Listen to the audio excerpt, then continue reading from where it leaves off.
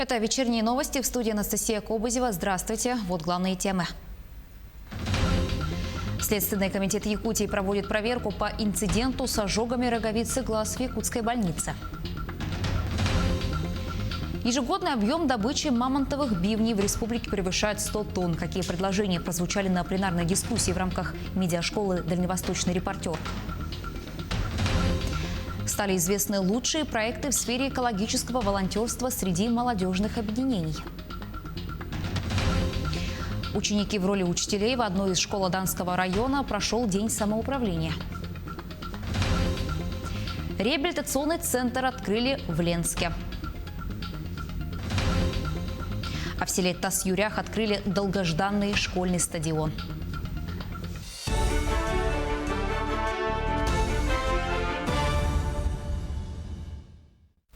Несколько человек получили ожоги глаз в якутской городской больнице номер 3. Пациенты стояли в очереди на компьютерную томографию.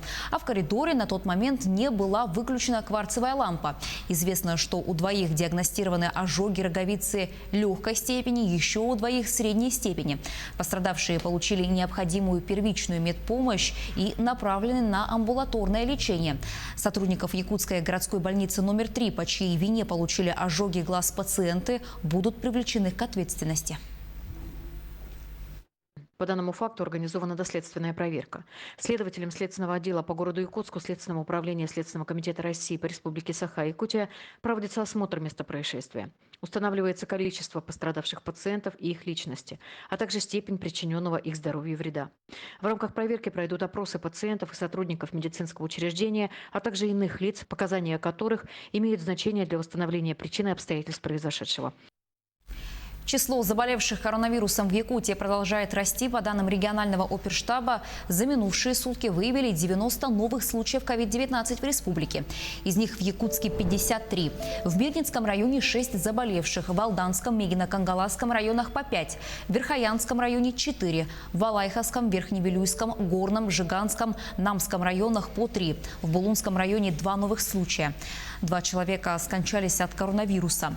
Замруководителя регионального оперштаба Ольга Балапкина в ходе брифинга по эпидситуации отметила, что сейчас главная задача – обеспечить все санитарные условия для того, чтобы не допускать распространения коронавируса. По ее словам, борьба с COVID-19 – это не только работа учреждений здравоохранения, но и всех людей. Сегодня на оперативном штабе глава Республики Саха-Якутия акцентировал внимание на базовых позициях. Это прежде всего ответственности тех, кто является работодателями, руководителей учреждений и организаций. Как по соблюдению режима термометрии, так и по соблюдению режима масочного режима дезинфекции и непроведения совещаний в реальном времени, только в исключительных случаях, и, соответственно, направление людей на удаленную работу. Сегодня наша задача – обеспечить все санитарные условия для того, чтобы не допускать распространения ковид.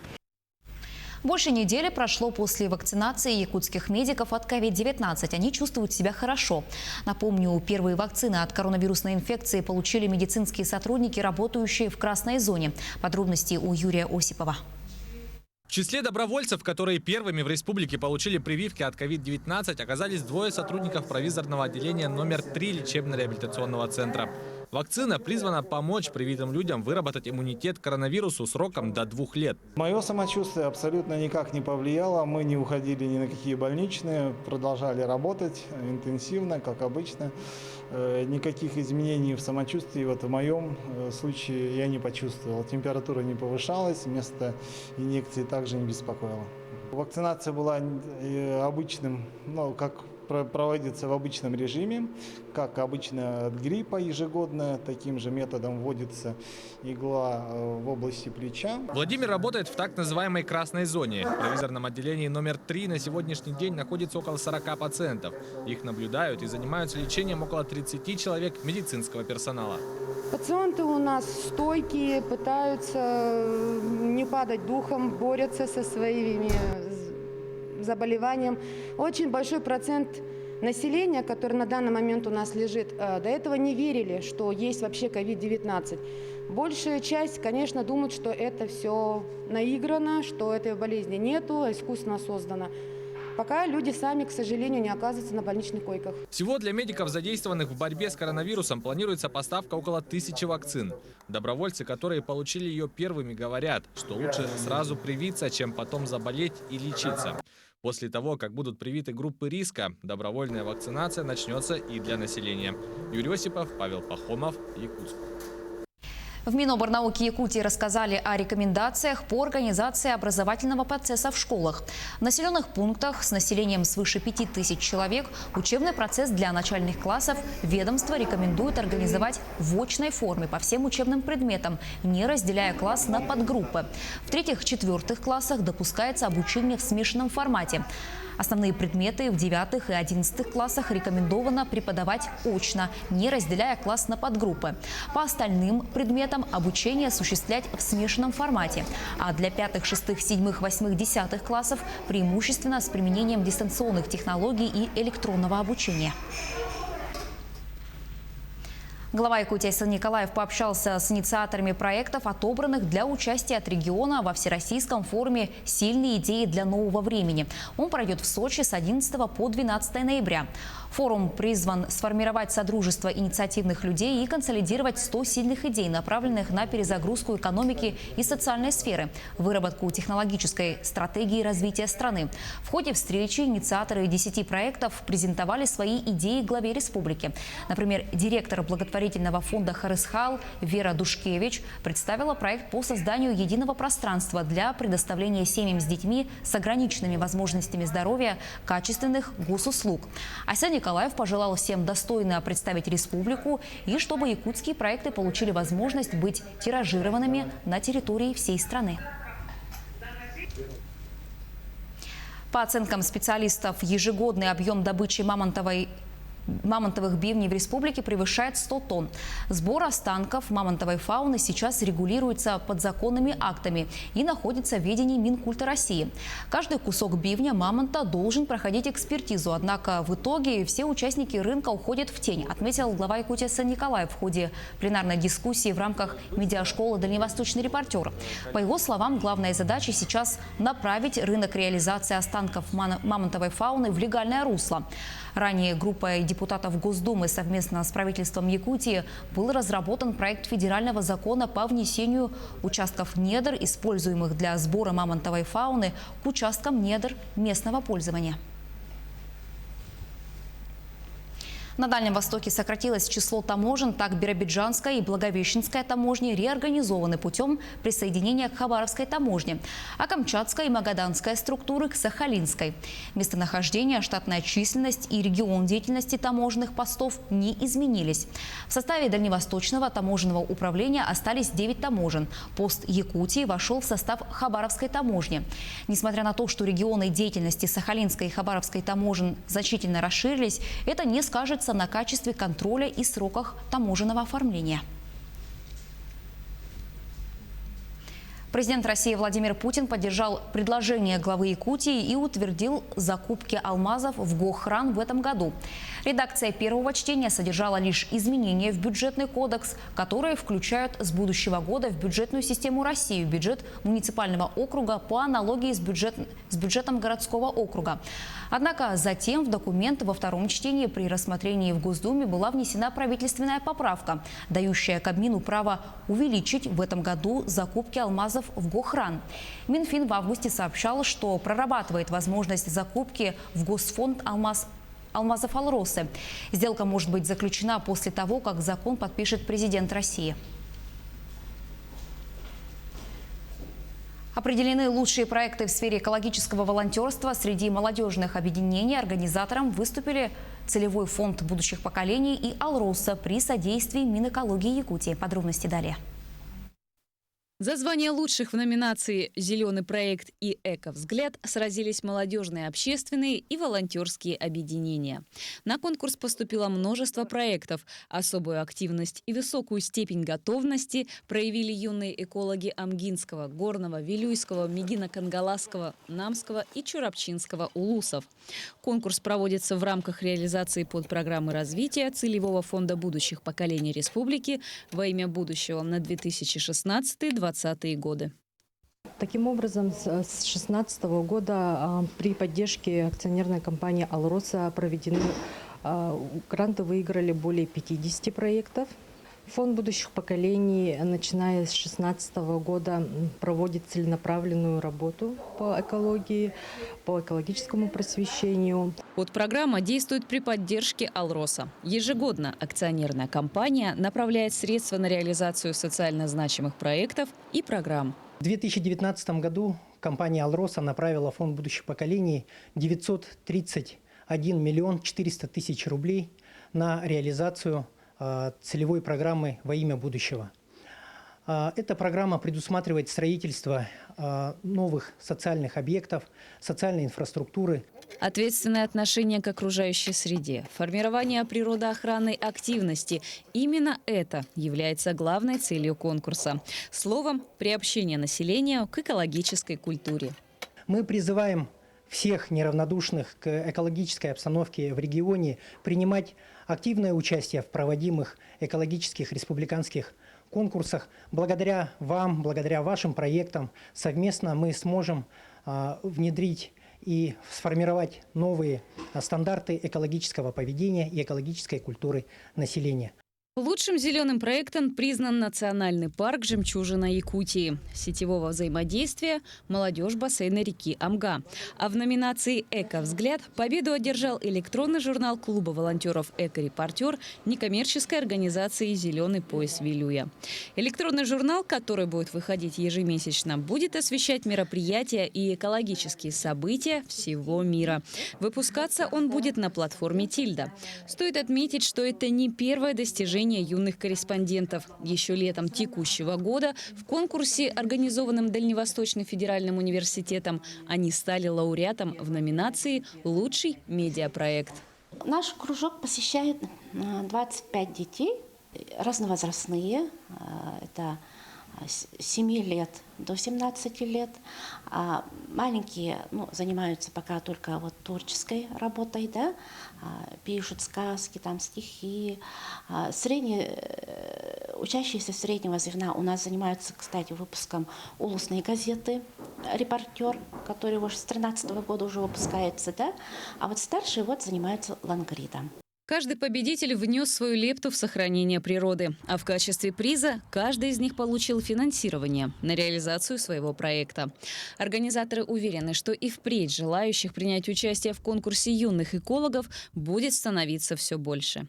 Напомним, что на реализацию мероприятий по охране окружающей среды в 2019 году «Алроса» направила 7 миллиардов 668 миллионов рублей.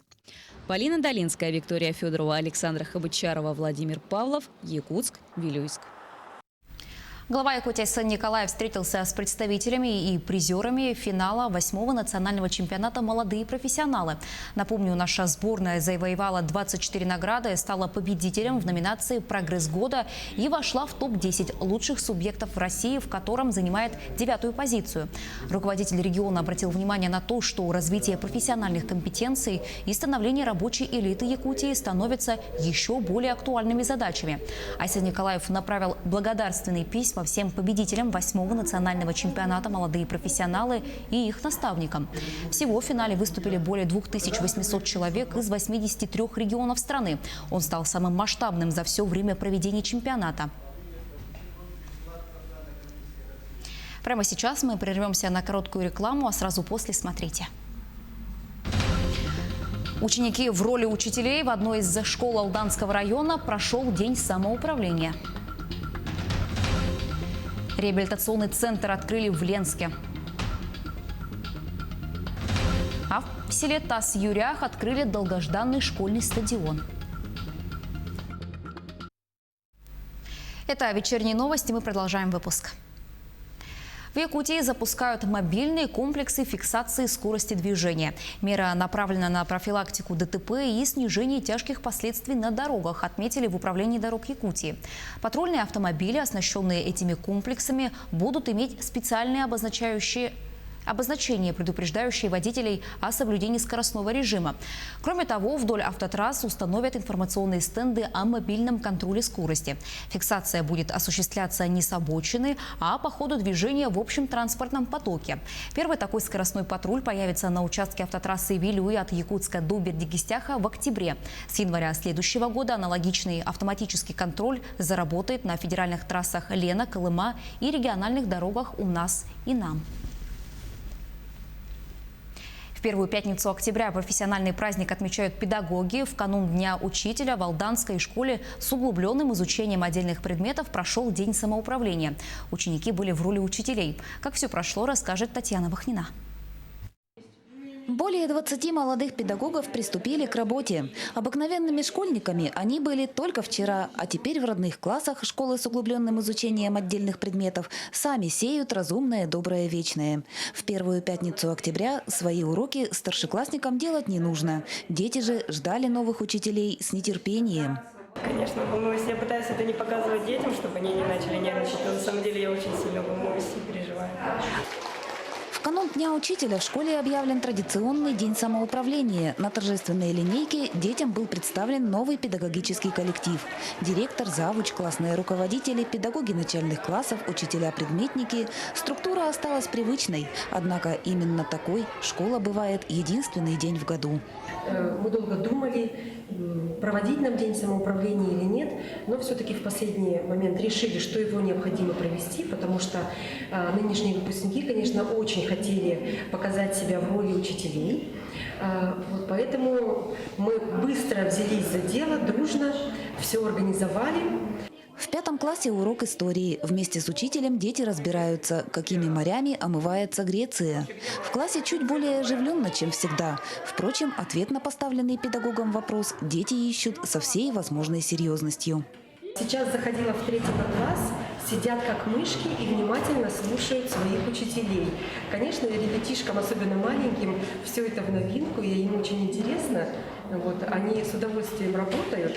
Ну, старшие, конечно, наверное, немножечко, как сказать, уже не так относятся. В 7 классе урок обществознания. В предлагаемых тезисах дети определяют гражданские права и обязанности и пытаются отличить их от иных жизненных и бытовых ситуаций. Дарья теперь знает точно. Труд учителя очень непрост. Учить нужно учиться. Это очень тяжело. Я на самом деле думала когда-то об этом, но я смотрю на труд наших учителей и понимаю, что это непосильно. В первую пятницу октября занятия в школе длятся по 30 минут. В расписании каждого класса по 4 урока. Затем юные педагоги вновь передадут полномочия своим любимым учителям. Вместе с поздравлениями и словами благодарности. Татьяна Вахнина, Алдан. В Ленске открыли реабилитационный центр. Вопрос о переводе социально значимого учреждения в новое помещение встал еще в 2014 году, когда бывшее деревянное здание было признано непригодным для размещения в нем подобного объекта с круглосуточным пребыванием детей.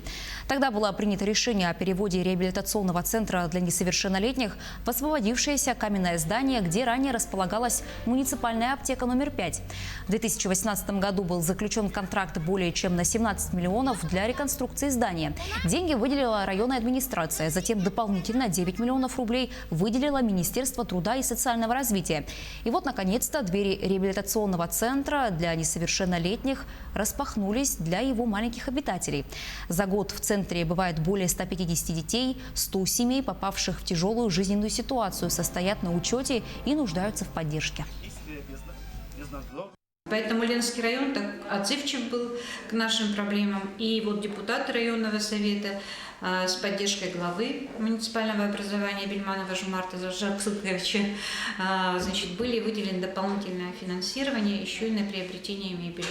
Но тут нельзя не сказать, еще и город сыграл очень большую роль, потому что вот кабинеты административного корпуса, они были как раз оборудованы за счет вот этих денег, которые выделил город.